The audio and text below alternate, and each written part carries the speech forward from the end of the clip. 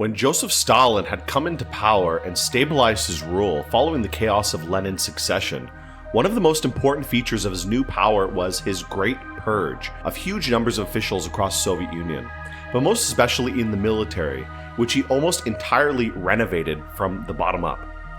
Now, when Nikita Khrushchev was removed from power in 1964, there was no army purge or generals vying for their candidate. Instead, the media of the USSR was purged and replaced quietly one day with Brezhnev loyalists. In the modern world, it was no longer armies that mattered the most in dominating a nation, but media power. In the case of the United States, its armies may have conquered Europe and Asia, but its media machine took over the entire world and eventually crushed the USSR, exemplified nowhere better than when Boris Yeltsin stood atop an impotent tank to give a speech for the TV cameras and the Western media.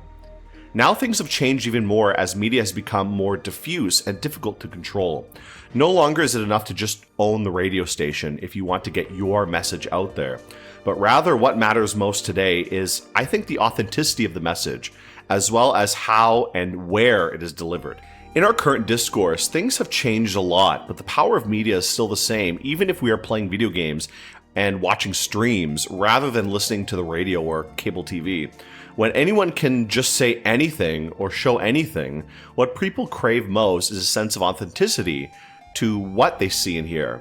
It's easy to trust our senses, but trust in the simulation that media presents is often hard-earned and easily lost. Today, one of the most common terms I hear when people discuss media or products of it is the soul of something, or the lack thereof. Soul and slop have become so integral to our contemporary discussion of media that I really don't think it's stupid of me to discuss them in a serious way. What makes something soulful, or by contrast, soulless? What is slop? Like most things on the bell curve, often retarded sounding ideas can have a deeper philosophical angle to them, which most people realize even if they don't consciously recognize. While I'd like to talk about media in general, I'll specifically focus on gaming, since this is ostensibly still a gaming channel. For those of you who have seen some other videos on my channel, you can tell that I have a strong preference for mostly indie and or retro games. I'll admit that in the past 5 or 10 years or so, I think the only new big budget AAA game I bought and played was Death Stranding. I have similar feelings towards film, TV, and other things as well, mostly preferring either older stuff or extremely low budget niche things. Much like games, the last time I even visited the cinema was to watch, I think it was Avatar 2. And probably, to be honest, the next time I will visit will be for Avatar 3. I don't think I'm alone in this, honestly. Increasingly, these massive games and studios fail to capture the people with what they produce, while small indie games end up producing mega hits that shape the cultural landscape. Beyond this, there's a deep feeling of inauthenticity, I believe, within the media, including gaming, with many things seeming to people existing only as a vehicle for something else, maybe ideology or price gouging or whatever else. I don't think this means new games are all bad, or that all indie games are good, or that all old games are good. Of course, there are many examples of hot garbage or manipulative content from the past and present from both big and small developers. I think the core issue is how media in general is changing and how many creators, but also people consuming said media, interact with it. When talking about media, or really anything, I really dislike the word consumer. To me, it feels degrading and dehumanizing to talk about people in this way. However, nothing goes better with the consumer than slop does. Slop is really the hot new buzzword at the moment, at least at the time of recording this, and I don't know if it will really go away anytime soon because it seemingly does such a great job at describing a lot of things we encounter day to day. While not a direct counterpoint to slop, soul is one of the other common buzzwords I hear quite often. I'd say the exact counter to soul would be soulless. However, most soulless things are also slop. So there is some kind of a connection there, I think. So what is soul and slop? What makes something gain such a title? I think in the case of slop, it's less the traditional meaning of sloppy or dirty as it might have been in the decades past. For example, I love sloppy joes, or a big sloppy breakfast platter. But these things I wouldn't really describe as slop in the current online sense. Slop to me seems specifically to refer to any consumer product that is, I guess, overtly manipulative in some way, as well as being created for really the lowest common denominator exclusively. It's not enough for something to just be bad or plebeian in nature. Putin, blue takis, and Arizona tea, I would say, are all quite plebeian. The kind of things you get at the gas station, I guess. Anything you can pick up at the gas station. But I'd not necessarily call them slop, since aside from maybe being like unhealthy, they're not really terribly malicious or manipulative. A far better example is to consider the worst kinds of animal feed. The ones filled with growth hormones and other DNA-altering substances, as well as industrial food waste, and even the meat of the same species it's feeding, creating a grotesque, cannibalistic cycle. That's the way I picture the worst offenders of slop. Cannibalistic, farm feed full of hormones and poisons that exist only to fatten up the consumer, so he himself can be eaten later, even if only metaphorically or metaphysically. Now, what about soul? I think this is easier to explain, as the common idea of something being soulful is already firmly established for most people. Something which speaks to the heart, I guess, or which comes from a place of love and passion. Now, it doesn't need to be some passion project only, or made purely for the sake of others with no eye to personal profit. Consider that many great works of art that are well lauded today have been made through commission to wealthy clients. However, I do think the most common factor in a soulful production is the feeling of communication with the creator through their work. Many people say things will speak to them, and I'd say this is the same feeling of having a dialogue, almost. Compare this to things which someone might claim feels designed by committee or to please shareholders, and you often see the voice of the product is muddled, if not totally lost. Summarize a bit before moving on. I'd say something having soul is when the object or product behaves almost like a channel for carrying a clear message from its source, from the creator, to the people who interact with it, the receivers, I guess. Meanwhile, slop is not only debased, but often intentionally malicious in its content and exists really for manipulative ends first and foremost. The soul of something is almost entirely tied to its authenticity, in that it honestly and clearly communicates its intent from the source to the receiver. Slop or soulless productions, by contrast, lack this innate feeling of authenticity due to their nature. Now, defining buzzwords like soul and slop is one thing, but understanding the core concept of authenticity, what truly makes a work authentic, is far more difficult. Philosophers like Heidegger and Nietzsche suggest authenticity is, at its core, being true to your will and your goals, rather than subsuming yourself in others. However, this is more about authenticity as a human. What about the work he creates? This opens up further questions, as many things we create are not solely for ourselves or our own use. When it comes to video games, for one, I really doubt many, if any, people develop games for their own personal sake alone. In this way, the authenticity of the project must be derived somehow from the collective experience and goals, rather than that of just the creator, just the developer alone. This is even more true with collective developments, as most games which outgrow the scale of just like RPG Maker tend to at least require multiple people working in tandem. In this respect, however, Nietzsche addresses this in his own theories on artistic creation, stating that to create authentically, one needs to let go and almost let the work create itself. Quoting from Beyond Good and Evil, "Every artist knows how far removed this feeling of letting go is from his most natural state, the free ordering, placing, disposing, and shaping in the moment of inspiration. He knows how strictly and subtly he obeys thousands of laws at this very moment, laws that defy conceptual formulation precisely because of their hardness and their determinateness." He describes the artist in this state as being almost like a physicist, following the laws of nature to help his creation come into being. Perhaps a better comparison would be a gardener, as he doesn't so much as create the vegetables in his garden as guide them into their true, authentic form. This perspective gives a whole new angle on what makes something authentic or soulful, beyond just being an exclusive vehicle for the will of the creator, The creation develops a will of its own, a tendency more or less decided by its own nature. This makes sense for physical artifacts, as they necessarily must follow physical laws and practicalities, but perhaps less so in the case of media. I'd argue, however, that media production, like anything else, is an innately law-governed activity. And to create effectively, as well as communicate effectively, these laws must be taken into account. These laws are the internal rules of the medium, the characteristics of the tools used, and the aesthetic constraints that must be obeyed for the creation to communicate effectively. Of course, creation is not a pure legalistic process. There is some chaos mixed in. The whim of the creator, for one, but I think even more important is the particular interpretation of the person on the receiving end of it all. A creator can follow the most stringent legalistic process in order to make their creation as airtight as possible, and people will still end up viewing it differently, interpreting it through their own code, as it were, which ultimately makes true, authentic works always a bit ambiguous, as they act as an intermediary between two wills, that of the source and that of the receiver. Much like the quality and authenticity of a broadcast can vary depending on the equipment used on both ends of the signal. The artist's task is not to will the final meaning, but to perfect the foundational laws of the creation so it can grow authentically.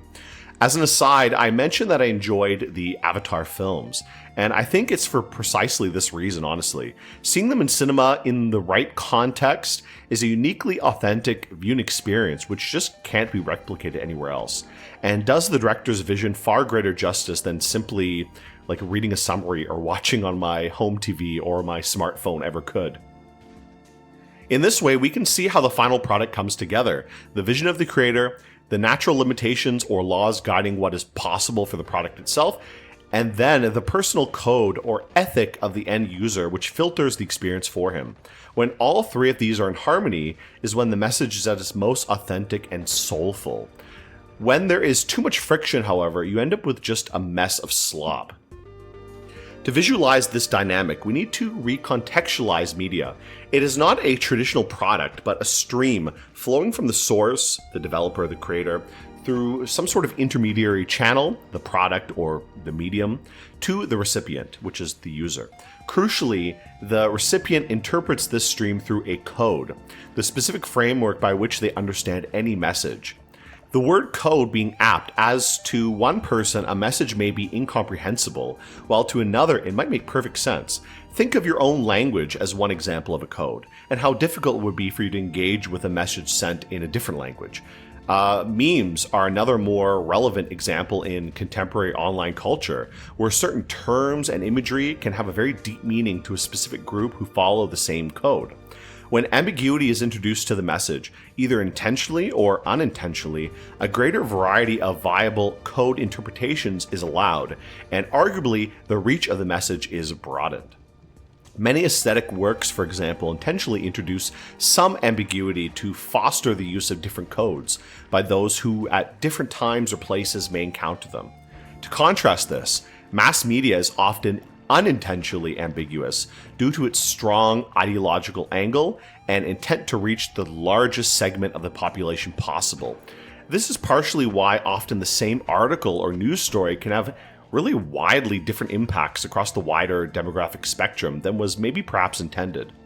I think as far as mediums go, video games tend to fall between these two extremes of intentional and unintentional ambiguity.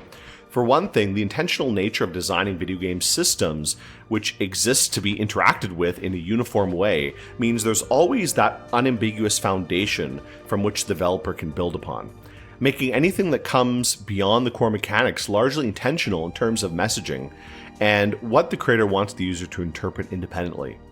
However, being a form of mass media as well, there's always that unintentional ambiguity, as mass appeal is a constant factor, regardless of how niche the game is. Balancing these factors so that the final product has a clear vision while also leaving room for a fairly wide audience to interpret independently through their own active interaction is a difficult task, and one which many games honestly fail to do. An example, in my opinion, of failure in this regard would be both the games Magic the Gathering, which is not a video game of course, as well as Fortnite. which have both sacrificed a lot of whatever independent vision they may have had in the past for the sake of mass market appeal, representing a source-side failure to commit to the channel's inherent rules. They've progressively turned themselves into extremely ambiguous and confusing platforms without much internal structure for players to hold on to, as if they were to interpret the game as an independent product, rather than just a sloppy soup of unrelated references and IP tie-ins. An opposing example, for me at least, is UFO 50, which came out, I think, last year as of time of recording, which marries an intentional, playful ambiguity of design with strong core mechanics, making for an overall very satisfying and broadly enjoyable experience for the player. That is also open for me as an individual to interpret according to my own code. Something so simple like the game Mooncat within UFO 50 really hits this point home for me. Taking set tropes of game design and turn them on their head, but doing so in a way which is not only satisfying narratively, both the meta-narrative of the entire UFO 50 collection as some sort of archaic, lost work, as well as within the game itself, making the player feel more immersed in this alien world through the simple act of just operating your bizarre character. I mentioned previously that many mass media productions often fall into a trap of trying to reach the largest number of people possible, while also trying to minimize any interpretations which run contrary to that of the creators. It more often than not creates a situation where the opposite is achieved, and the final message becomes even more ambiguous and muddled in its direction than intended. In my intro, I gave a very brief overview of the growth of media power in the Soviet Union, how the leadership came to increasingly rely on the power of mass media to sustain the legitimacy of their government. In the West, it's no different, though the methods are far more obfuscated. In our era, control over the media is equally as important as control of the means of production. However, the two are not equivalent. While you can literally own and even occupy the means of production in a city or a nation, for example, individually or collectively, the same is not really true for media. Many ideologues and other entities seek to control the message of the media by occupying the nodes, that being the source of the physical channel that it flows through. The idea being, if they control, for example, the studios and the publishers, as well as the physical networks such as the internet service and the radio antennas, they can control the message. The ultimate issue lies in that the most important step in the chain is what I mentioned previously, the end point or receiver and the code which he interprets the message with. Thus, in this case, what seems to be a tightly controlled message becomes ever more muddled and can produce an entirely opposite effect from what was intended by the powers that be. So with all that being said, what is the solution to this constantly muddled messaging? If one is unwilling to relinquish total control of the message and let people just interpret it, then the only other possible solution is one of repression. Employ a legion of cultural stasi who can metaphorically reach out to each and every recipient of the official message and impart upon them the correct code or conduct by which the message should be interpreted, as per the wishes of those in positions of power within the mass media system. This requires a monumental amount of effort and is something anyone aware has seen develop within the social media space over the past maybe decade or two. For the most part, while there are some dedicated agents or paid shills, the vast majority of agents active are just users themselves who become in effect code enforcement officers in exchange for social capital. That is, they do it for free. It really is an incredible system, not unlike the Stasi in East Germany, who recruited something like every third civilian as an informant, all informing on one another. But it's one which I think has honestly failed to produce effective results. In many ways, it has led to deeper ambiguity by sowing widespread mistrust of the official media sources, as well as leading to some of the biggest voices in favor of the official narrative being effectively captured by their own audience, rather than being able to reach out to the wider masses. All this has done, in effect, is to eliminate any sense of authenticity when it comes to these large network nodes, as it were, as well as the rise of external nodes. This represents the failure, as I said before, with thinking you can just capture the means of media and message production. In the face of media, we are all the proletariat, and new nodes or codes are constantly appearing and disappearing, and any attempt to tightly control them ends up feeling deeply inauthentic. While most of us can understand what is authentic and what isn't, it's not so easy to just make an authentic product and leave it at that. We all innately understand that these forces are not often aligned and cannot be made to be so.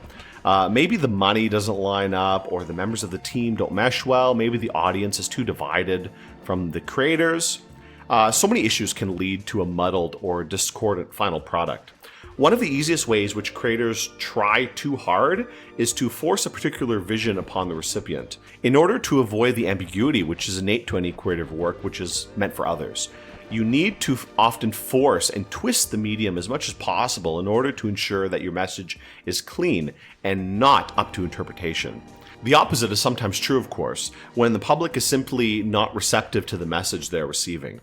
The difference being that perhaps in a different place or time, that message may find fertile soil where it can grow to its potential. Think of, for example, any cult classic which was a popular failure when it first released, yet found its footing elsewhere. Thinking of video games, I put a lot of Troika's games in this category, especially the likes of Arcanum for me personally, which is really a gigantic hot mess of a game, and yet still has a devoted cult following today. Perhaps better yet is Vampire the Masquerade Bloodlines 1, which recently got a sequel that seemingly went in the opposite direction I mentioned previously. However, of course, the original game still remains incredibly popular and well received, despite being an objective failure when it first released. Between these two common sources of friction, I'd argue the former is the worst one when it comes to any creative endeavor, as at least in the latter case there might be space for your creation somewhere out there. Meanwhile, in the former case, the result is often something made for nobody that fits in nowhere. So what is the path forward here? Repression and control is not really effective, especially considering the investment of time and money needed. But you want your work to be embraced by some sort of mass demographic, so it doesn't just wallow in obscurity either.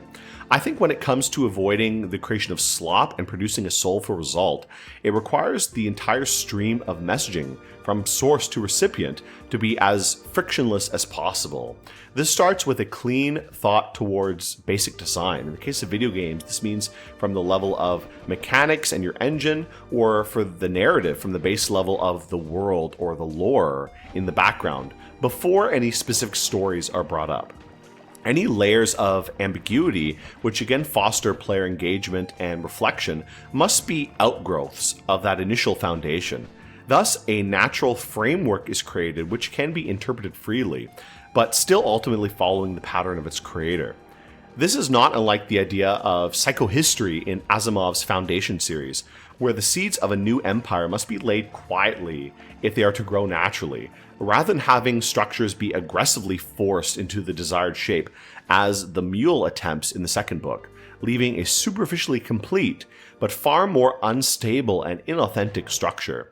This, in my opinion, is the best way to enable the freedom of personal expression while avoiding the worst pitfalls of misinterpretation.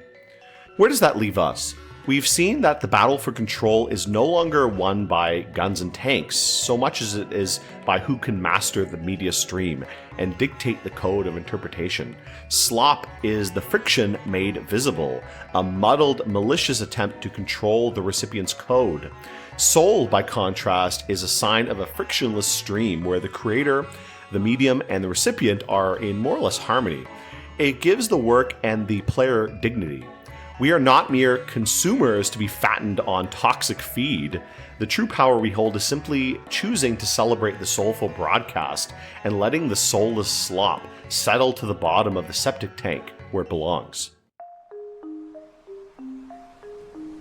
And remember guys, if you like the kind of content I make here, remember to like the video and subscribe to my channel. It really helps me out a lot.